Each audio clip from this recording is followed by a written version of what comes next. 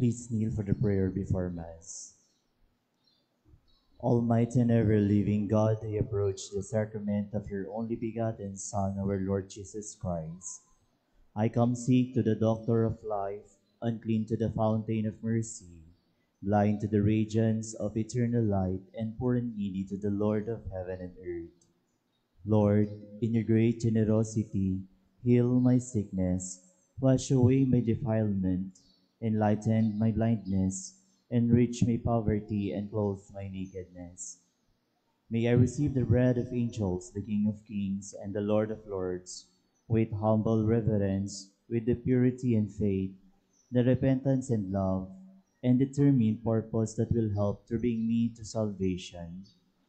May I receive the sacrament of the Lord's body and blood in its reality and power. Kind God, may I receive the body of your only begotten Son, our Lord Jesus Christ, born from the womb of the Virgin Mary, and so be received into his mystical body and numbered among his members.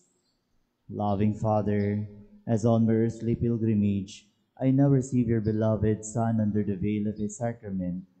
May I one day see him face to face in glory, who lives and reigns with you forever. Amen. Please all stand.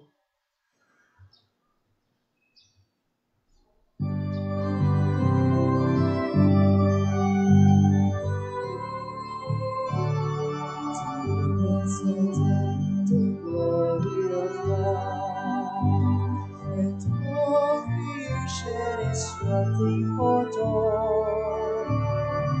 Just in the forest of playing to feed, and sings into the glory of the Lord. Praise for the sun, the bringer of day. He carries the light of the Lord in his ways. The moon and the stars will light up the way unto your throne. The heavens are telling the glory of God, and all creation is shouting for joy. And dancing the forest of playing to field, and sing to the glory of the Lord. Praise for the wind that blows through the trees, the sea's mighty storms, the gentlest breeze. They blow where they will, they blow where they please, to please the Lord. The heavens are telling the glory of God, and all creation is shouting for joy. And dancing the forest will play to field, and sing to the glory of the Lord. Praise for the rain that waters our fields and blesses our crops, so all the earth yields from dead unto life. Her mystery revealed, His praise for in joy. The heavens are telling the glory of God, and all creation is shouting for joy. And dancing the forest of playing the field, and sing to the glory of the Lord. Praise for the fire who gave us his light, the warmth of the sun to brighten our night. He tells us with joy, his spirit so bright, he sings of you. The heavens are telling the glory of God, and all creation is shouting for joy. And dancing the forest of playing to and sing to the glory of the Lord. Praise for the sun, the bringer of day. He carries a light for the Lord in his hands. The moon and the stars will light up your way unto your throne. The heavens are telling the glory of God, and all creation is shouting for joy. Come dance in the forest, come play in the field, and sing to the glory of the Lord.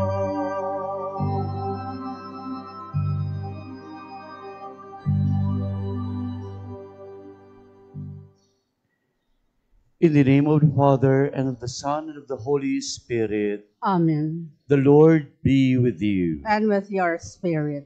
My dear sisters and brothers, let us give glory to our God, who is Father, Son, and Holy Spirit. One God, three persons, from whom everything in the world comes, and to whom everything returns. We adore and thank the three divine persons for the mystery of the incarnation and redemption. Because of his love for us, the Father created us and sent his Son to be our Savior. The Holy Spirit comes to us to make present in the church of every time and place the redemption brought by Christ to humanity. In silence, let us now pray for our personal intentions. We pray for all those who ask for our prayers and for the intentions of this Holy Mass.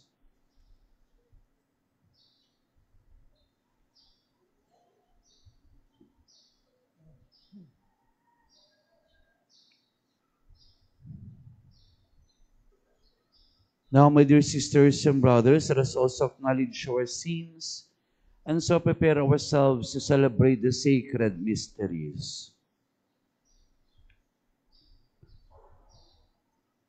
All together we say, I confess, Almighty God, and to you, my brothers and sisters, that I have greatly sinned in my thoughts and in my words, in what I have done and in what I have failed to do.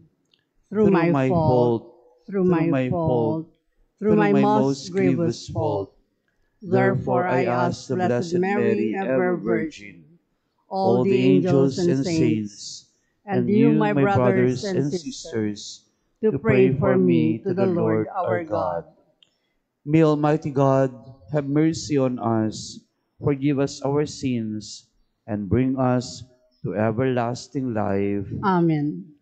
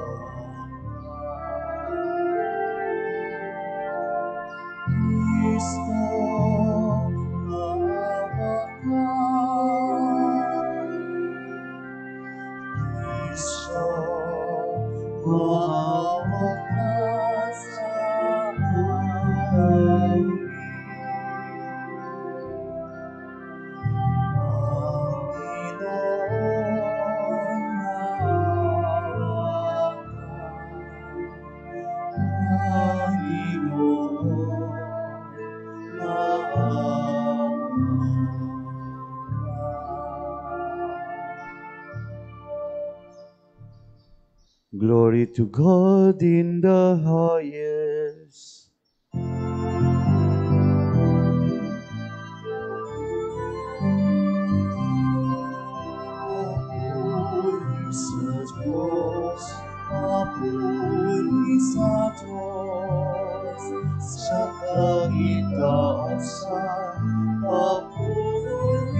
sa Diyos, sa lupa'y kapayapaan, sa mga taong kinalulugan niya.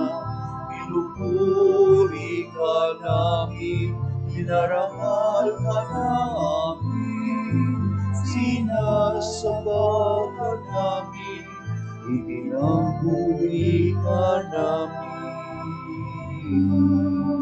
Papuri sa Diyos, papuri sa Diyos, sa kaitaasan, papuri sa Diyos. Pinasasalamatan ka namin, sa iyong dakilang hangking kapurihan. Panginoong Diyos, Hari ng langit, sa samang makapangyarihan, sa lahat. Panginoong Jesucristo, Bugtong na anak. Panginoong Diyos, Sotero ng Diyos, Anak ng Ama. Papuri sa Diyos, papuri sa Diyos, sa kaitaasan, papuri sa Diyos. Ikaw na nag-alis ng mga kasalanan ng mundo. Maawa ka sa amin, maawa ka. Ikaw na nag-alis ng mga kasalanan ng mundo. Tanggapin mo ang aming kahilingan, ikaw na nalulong sa kanan ng Ama. Papuri sa Diyos, papuri sa Diyos, sa kaitaasan, papuri sa Diyos, sapagkat ikaw lamang ang banal at ang kataas-taasan. Ikaw lamang ang Kristo, ang Panginoon, kasama ng Espiritu Santo, sa kadakilaan ng Diyos Ama. Amen. Papuri sa Diyos, papuri sa Diyos, sa kaitaasan, papuri sa Diyos, sa kaitaasan, papuri sa Diyos.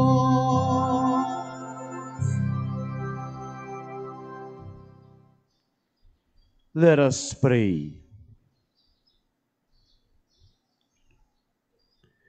God, our Father, who by sending into the world the word of truth and the spirit of sanctification, made known to the human race your wondrous mystery, grant us, we pray, that in professing the true faith, we may acknowledge the Trinity of eternal glory and adore your unity, powerful in majesty, through our Lord Jesus Christ, your Son, who lives and reigns with you in the unity of the Holy Spirit, God, forever and ever. Amen. Please be seated.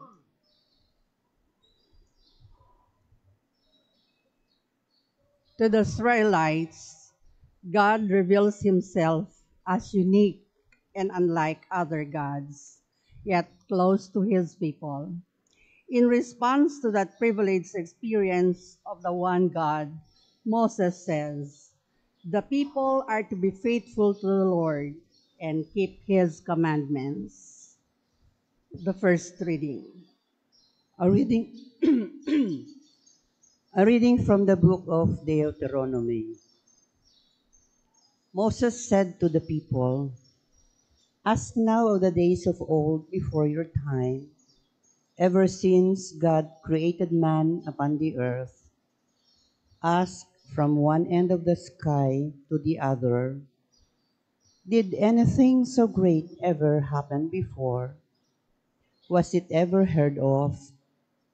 Did a people ever hear the voice of God speaking from the midst of fire as you did and live?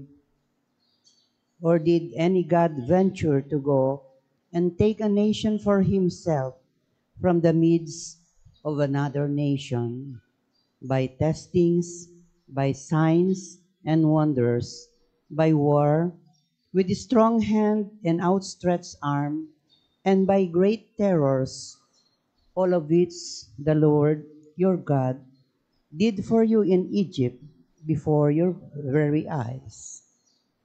This is why you must now know and fix in your heart that the Lord is God in the heavens above and on earth below, and that there is no other.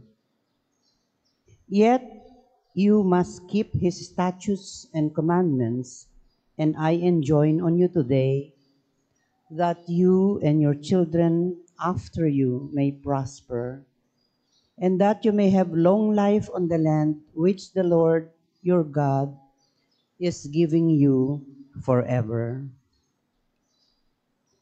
The word of the Lord. Thanks be to God. Bless the people the Lord has chosen to be his own. Bless the people the Lord has chosen to be his own. Upright is the word of the Lord, and all his works are trustworthy. He loves justice and right. Of the kindness of the Lord, the earth is full. Bless the people the Lord has chosen to be his own. By the word of the Lord the heavens were made, by the breath of his mouth all their host. For he spoke, and it was made. He commanded, and it stood forth. Bless the people the Lord has chosen to be his own. See, the eyes of the Lord are upon those who fear him, upon those who hope for his kindness, to deliver them from death and preserve them in spite of famine. Bless the people the Lord has chosen to be his own. Our souls waits for the Lord, who is our help and our shield. May your kindness, O Lord, be upon us who have put our hope in you. Bless the people the Lord has chosen to be his own.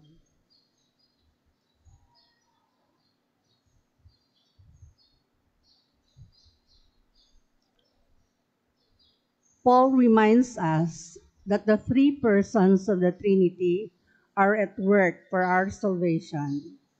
We become God's children and heirs with Christ in the Spirit who inspires us. The second reading.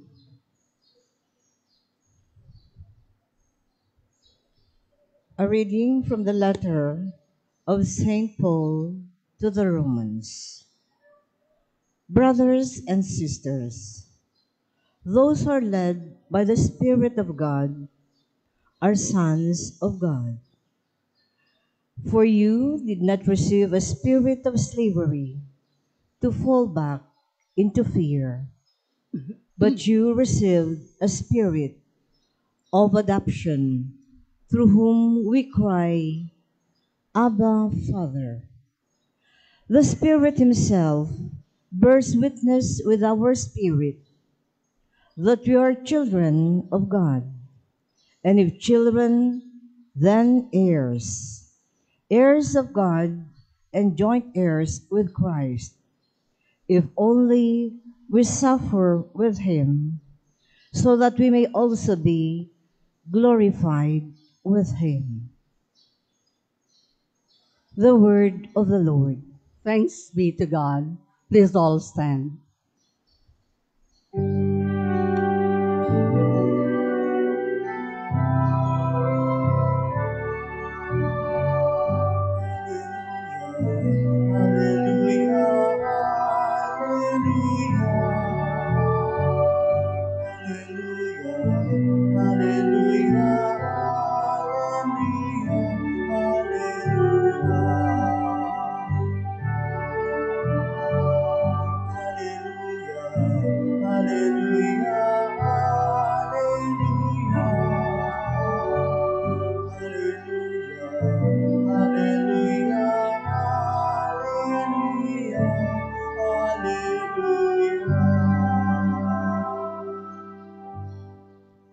Glory to the Father, the Son, and the Holy Spirit, to God who is, who was, and who is to come.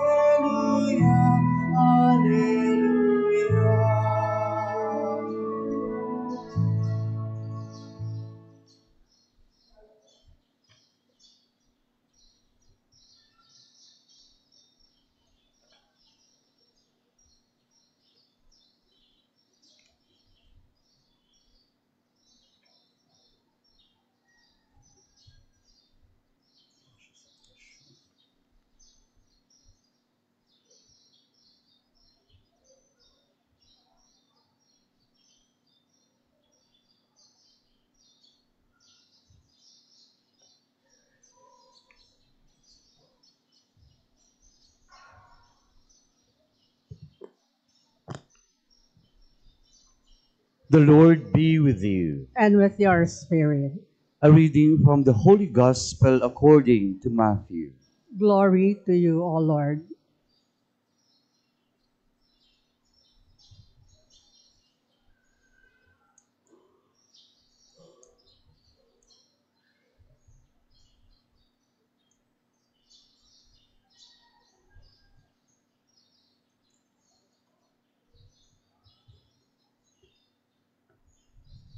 The 11 disciples went to Galilee, to the mountain to which Jesus had ordered them. When they saw him, they worshipped, but they doubted. Then Jesus approached and said to them, "All power in heaven and on earth has been given to me. Go therefore and make disciples of all nations, baptizing them in the name of the Father and of the Son and of the Holy Spirit, teaching them to observe all that I have commanded you. And behold, I am with you always until the end of the age." The Gospel of the Lord. Praise to you, Lord Jesus Christ. Please be seated.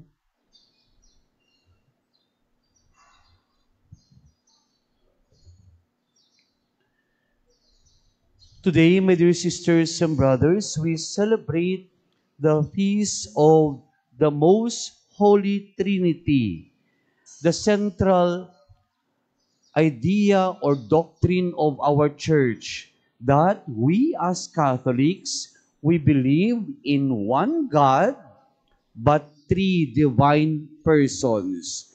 Klaklaruhin ko po ito ha, we do not believe in three gods. Hindi po tatlong Diyos. We have only one God, but three divine persons. Yan po ang ating paniniwala. Yan po ang ating doktrina. Iisa ang ating Diyos, pero ang Diyos na ito ay tatlong persona. Sino yung tatlong persona na ito? God the Father, God the Son, and God the Holy Spirit. Parati ko nga po sinasabi na sa simbahan natin, kakaiba ang ating mathematics. Kung ang mathematics po natin sa school ay 1 plus 1 plus 1 is equals to 3. Sa ating pong simbahan, ang ating mathematics ay 1 plus 1 plus 1 is equals 1.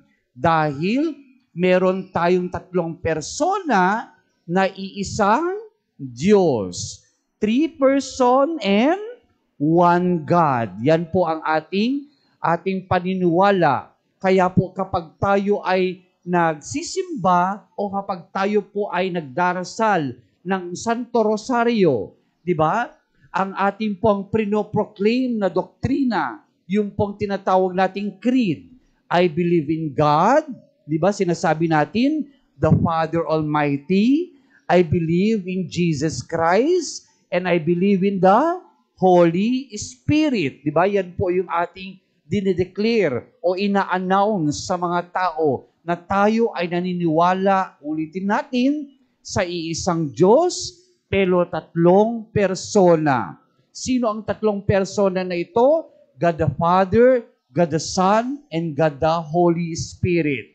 Makikita po natin sa Biblia at kahit sa ating pong doktrina na ang tatlong persona po na ito ay equal. No? They are equally na sa kanilang power.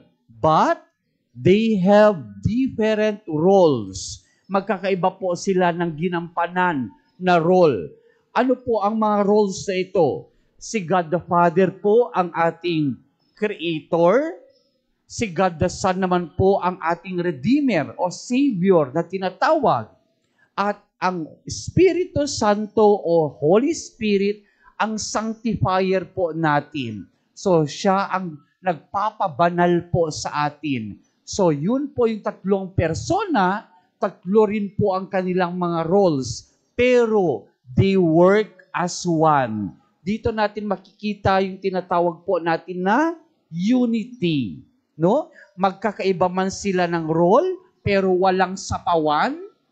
No? Wala rin din pong labanan kung sino ang mas mataas, o mas magaling, o mas matalino, but they work equally. Yan po yung tinuturo sa atin ng ating pong doktrina, that we have a God who work as a family, as a community, as a team na tinatawag nga po natin. That's why today, as we celebrate the solemnity or the feast of the Most Holy Trinity, we are reminded that like the Holy Trinity, Father, Son, Holy Spirit, tayo din po na mga members ng simbahan, we are also different in many aspects, no?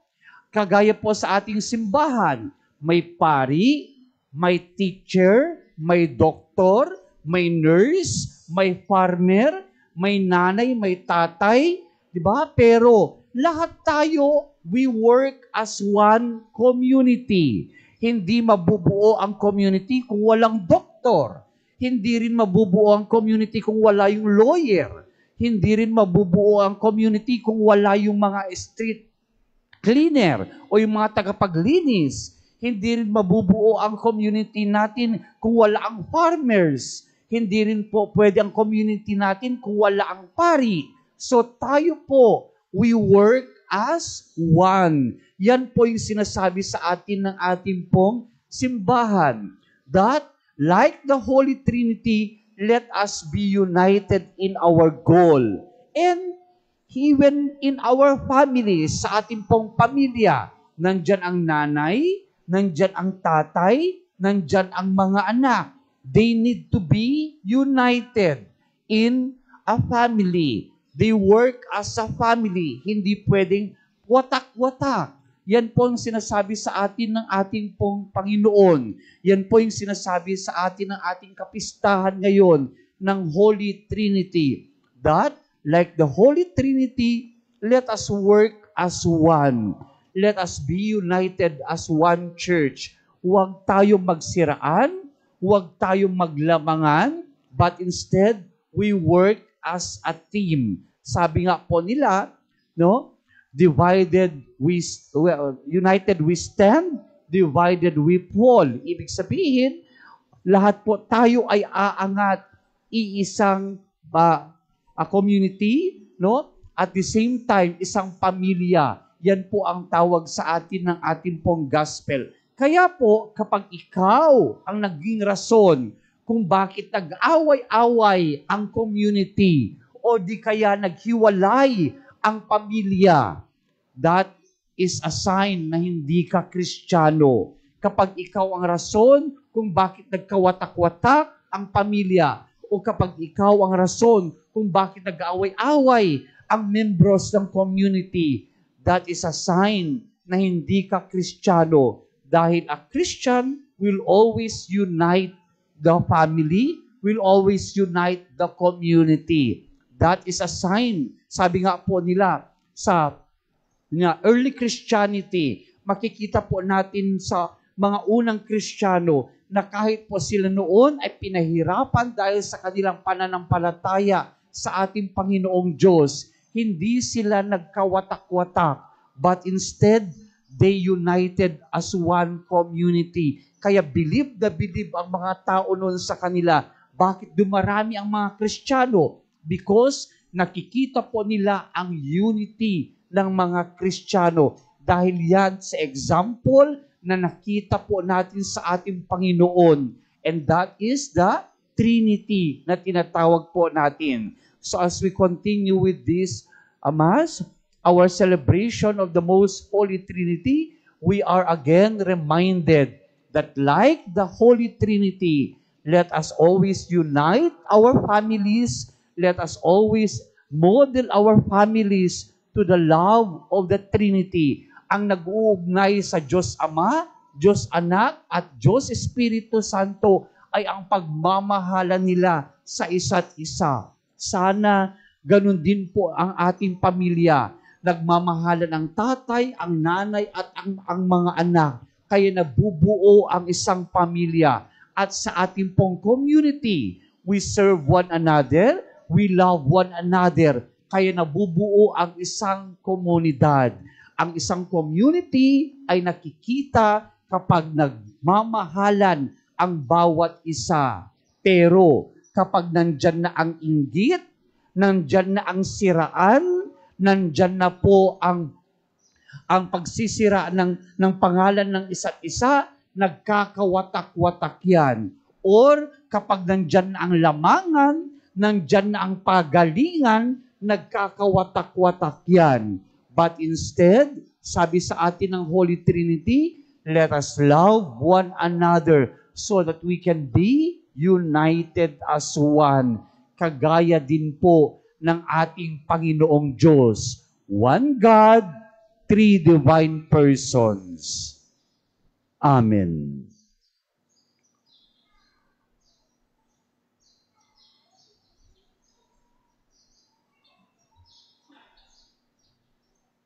Please all stand.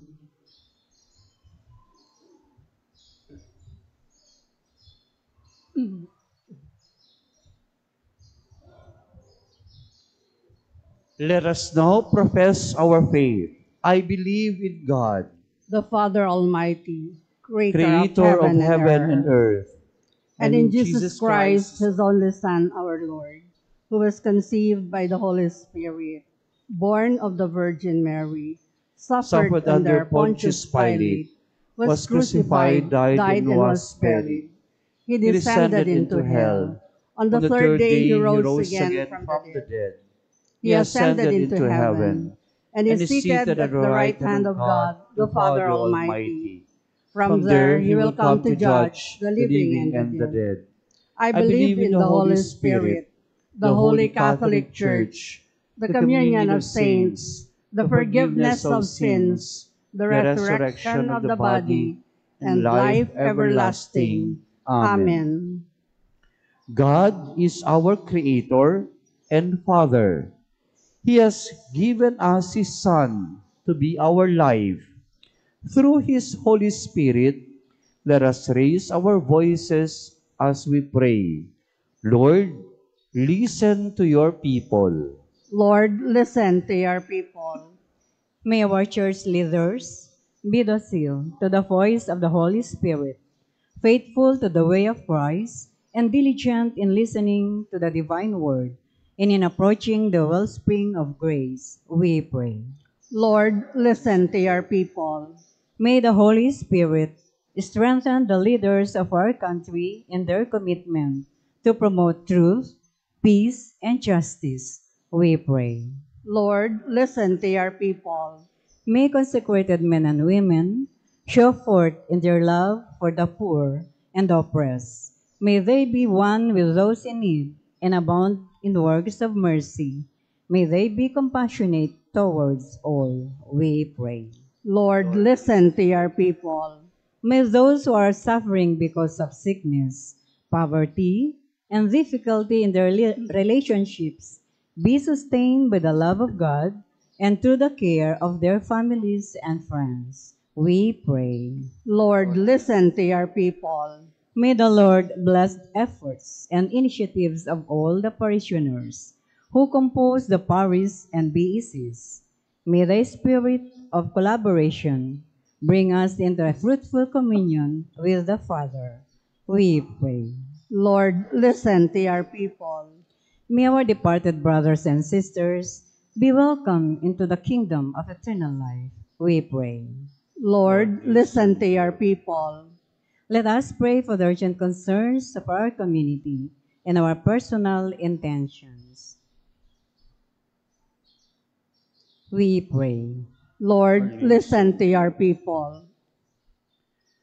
Almighty Father, you have revealed your love to us through your only Son and sent the Holy Spirit among us.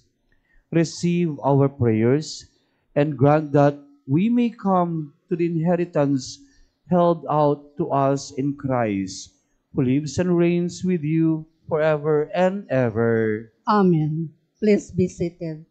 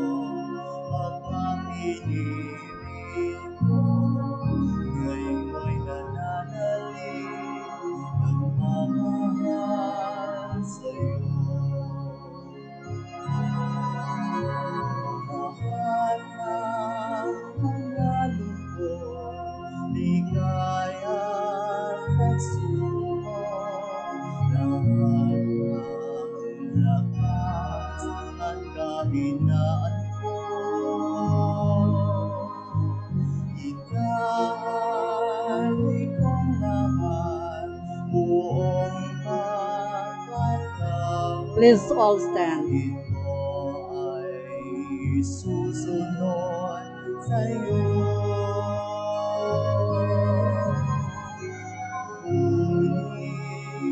Ang kami, ang alay ng ito, ang mabiyayang nagulang sa pagpapalaw. Ang parang bawat puso, pagkatinipin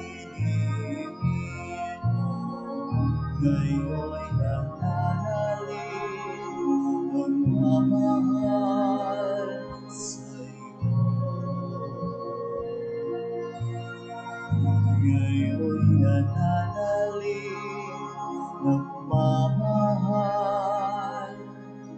sa'yo.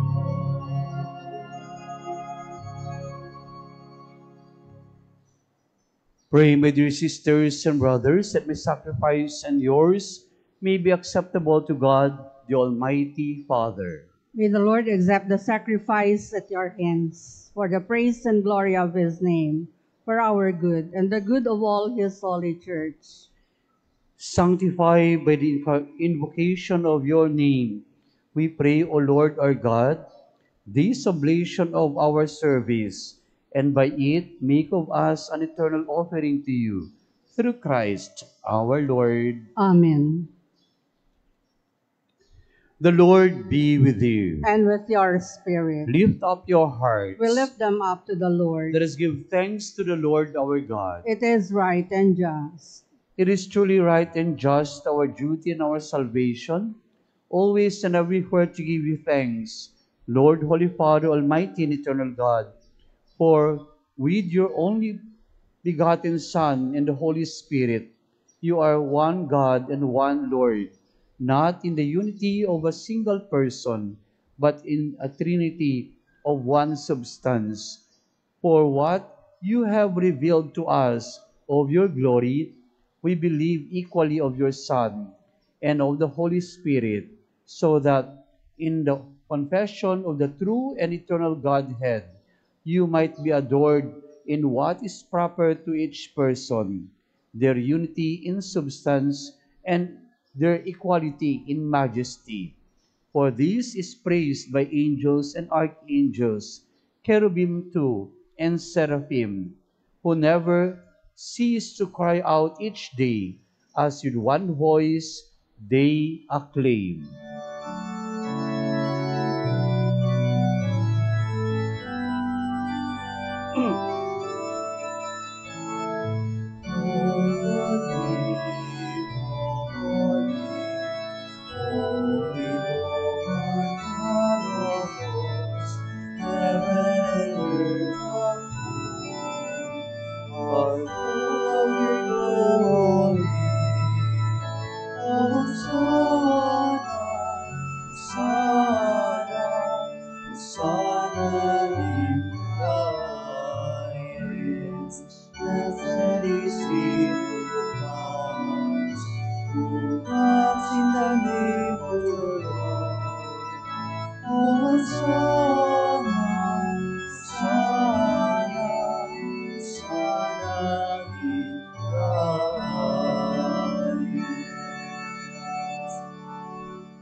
Please kneel. You are indeed holy, O Lord, the fount of all holiness. Make holy, therefore, these gifts, we pray, by sending down your Spirit upon them like the dewfall, so that they may become for us the body and blood of our Lord Jesus Christ. At the time he was betrayed and entered willingly into his passion, he took bread and giving thanks, broke it, and gave it to his disciples, saying, "Take this, all of you, and eat of it, for this is my body, which will be given up for you."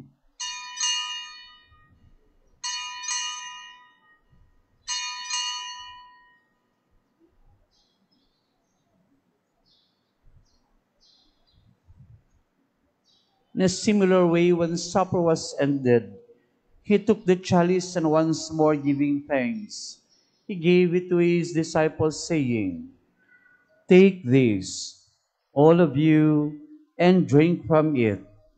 For this is the chalice of my blood, the blood of the new and eternal covenant, which will be poured out for you and for many, for the forgiveness of sins. Do this in memory of me."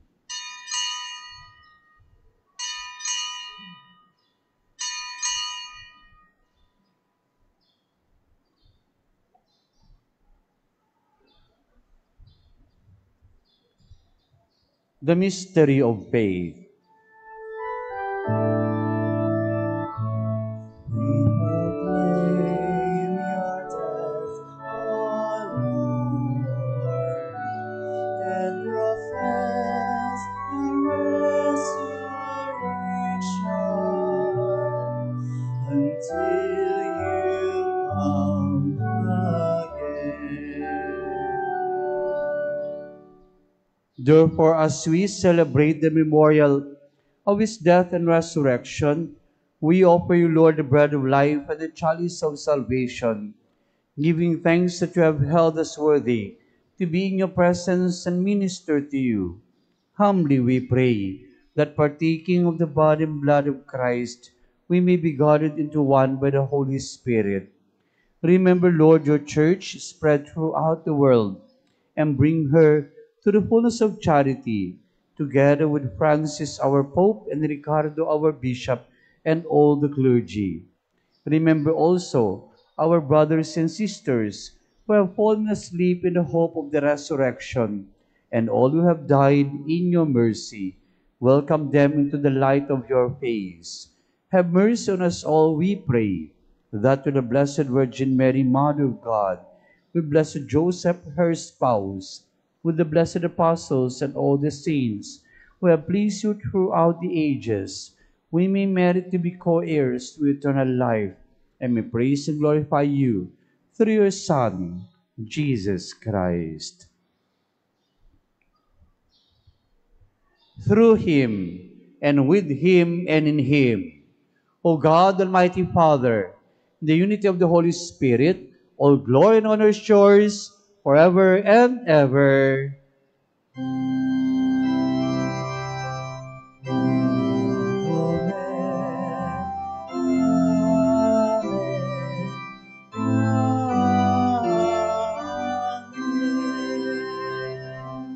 Please all stand. At the Savior's command, informed by divine teaching, we dare to say,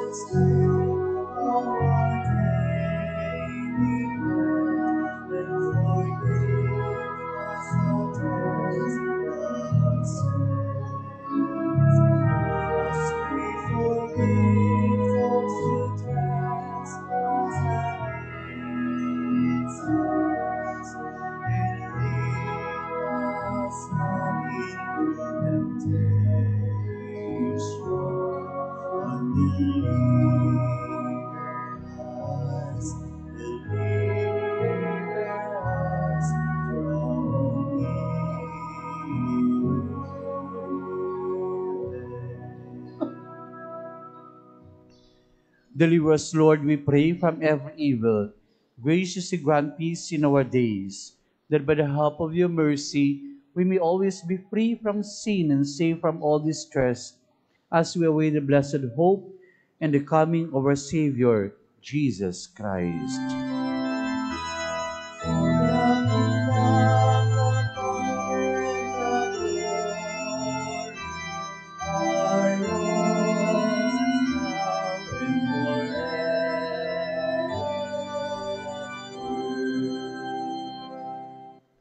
Lord Jesus Christ, who said to apostles, "Peace I leave you, my peace I give you."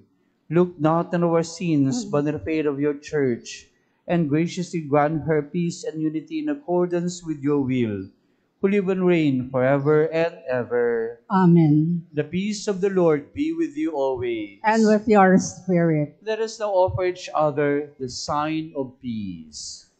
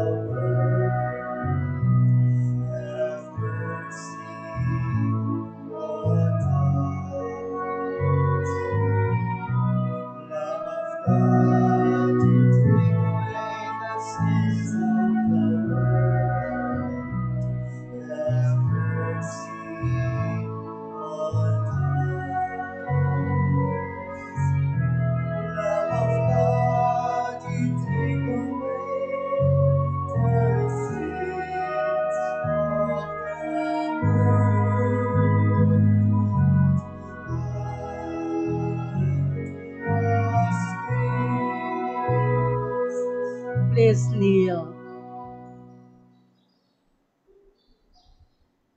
Behold the Lamb of God, behold him, who takes away the sins of the world. Blessed are those called to the supper of the Lamb. Lord, I'm not worthy that you should enter under my roof, but only say the word, and my soul shall be healed.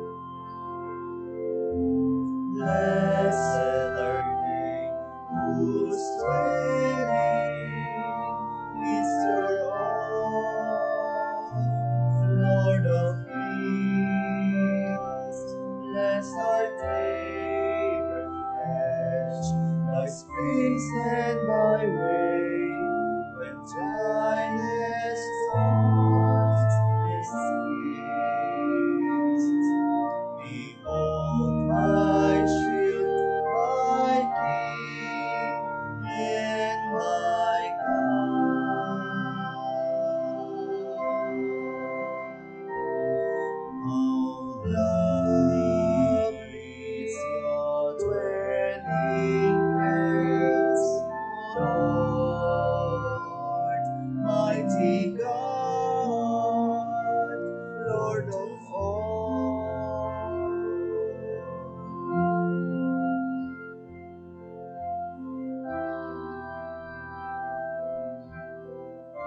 Please all stand.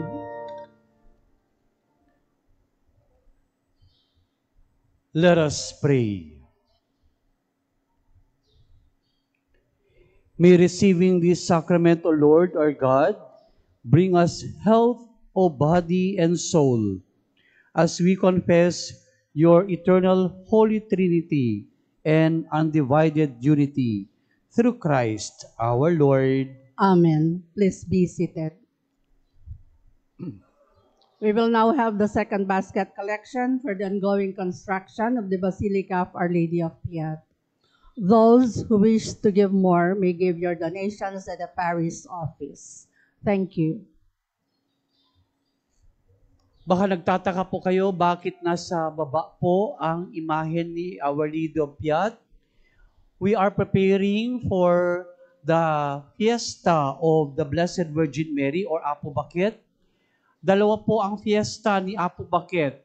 July 2, yung alam po natin lahat, no? July 2 po yung fiesta niya. And meron pa po siyang isang fiesta, May 31 po. Bakit po fiesta niya rin ang May 31?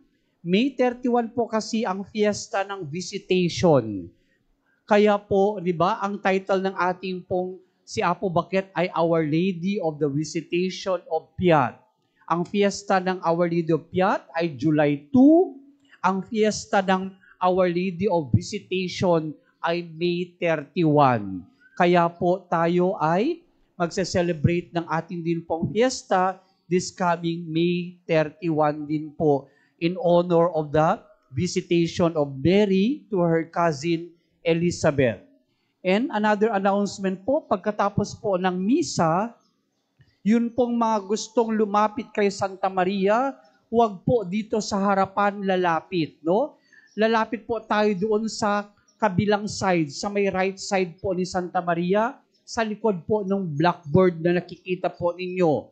Doon po, pipila po tayo doon para makalapit po tayo kay Apo Bakit. So ulitin ko po, pagkatapos po ng misa, huwag po tayo sa harapan ni Santa Maria magdasal. Kung gusto po natin lumapit po tayo doon po sa kabilang side, doon po sa may likod ng blackboard. Thank you. Please all stand.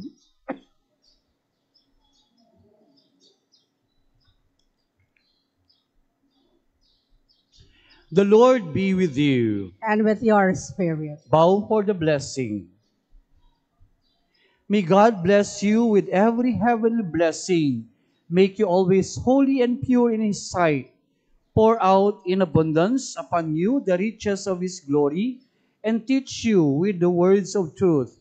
May He instruct you in the gospel of salvation, and ever endow you with the fraternal charity, through Christ our Lord. Amen. And may the Almighty God bless you, the Father, and the Son, and the Holy Spirit. Amen. Go in peace, glorifying the Lord by your life.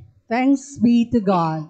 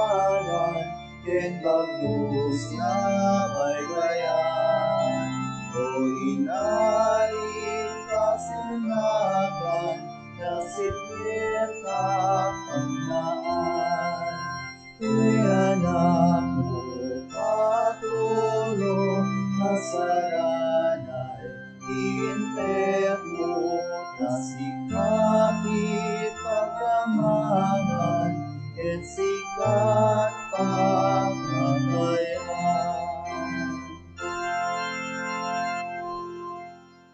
Please kneel. Prayer before a crucifix. Look down upon me, good and gentle Jesus, while before your face I humbly kneel, and with burning soul pray and beseech you to fix deep in my heart lively sentiments of faith, hope, and charity, through contrition for my sins and a firm purpose of amendment. While I contemplate with great love and tender pity your 5 most precious wounds, pondering over them within me, and calling to mind the words that David, your prophet, said of you, my Jesus, they have pierced my hands and feet, they have numbered all my bones. Prayer to Our Lady of Piat. O Virgin Mary, Our Lady of the Visitation of Piat, I have recourse to you today. I do offer this day in praise and thanksgiving for past benefits and in the hope of receiving new blessings which you know I need in life. Deign, O dearest Mother, to shower upon us all the blessings which we need most for body and soul, particularly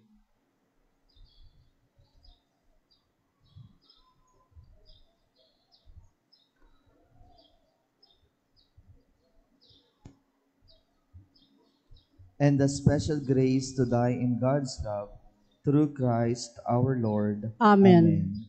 Our Lady of Piat, Pray for us. in the name of the Father, and of the Son, and of the Holy Spirit. Amen.